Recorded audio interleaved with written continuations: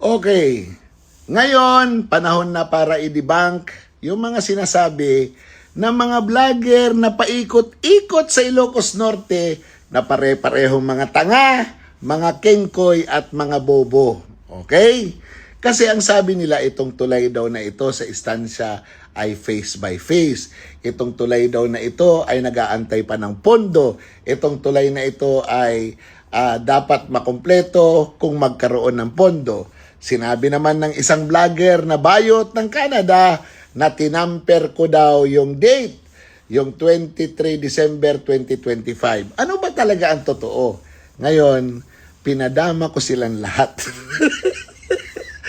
Ipapakita natin yung kanilang katangahan. Ganito yon. Ang bawat kontrata ng DPWH at ng gobyerno ay may contract number. Lahat yan meron. So ito, meron siyang contract number. Ang contract number niya ay nandyan, katabi ng project. Nakalagay 24AA0493. Yan ang contract number niya. Anong gagawin natin dyan sa contract number? Ang gagawin niyan ay hanapin mo sa Google. Diba? Kasi that is a public document. Pwede mong ma-access yan. So, eto ang gagawin ninyo, ha? Tingnan nyo. So, ang gagawin natin ay pupunta tayo sa Google, no? Tapos, pagdating natin sa Google, itatype natin yung DPWH 24AA493. Yun nakita natin sa tarpaulin. O yan. Tapos, lalabas niyan yung kanyang, lalabas niyan yung kanyang reference. O yan. Based on the provided search result, refers to infrastructure project in the Philippines managed by the Ilocos Norte First Engineering District. Ayan, nakalagay na. Barangay Estancia, Pidig, Ilocos Norte. Ayan. Ngayon, pwede mong makita kung sino ang kontraktor at ano ang scope ng kanyang gagawin. Ayan. Ang kontraktor ay RA Pahati Construction and Supply na taga San Lorenzo, Gapan, Nueva Ecija. Ayan. Diba? Tapos, pinirmahan ito ng kanilang owner-manager na si Jane Pahati. So, ayan Yan. So, klaro yan. Diba? Anong gagawin? Anong program? Ano yung kontrata? Di basahin natin. Halaga ng contract ay 39,625.94. Ayan, nandyan. Ayan, makikita nyo.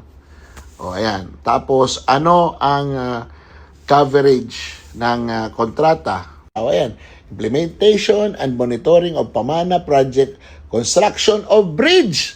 Barangay Estancia, Pidig, Ilocos Norte. Walang sinasabi na maggawa lang ng kalahating bridge. Di ba? Kaya lahat kayo mga sinungaling kayo. Animal kayo. So, ayan.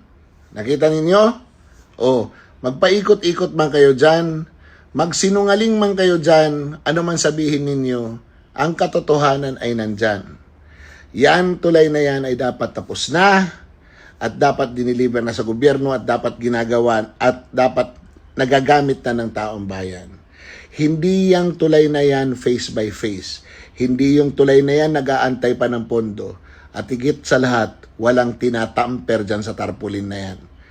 Katulad ng sinasabi ng bayot ng Canada.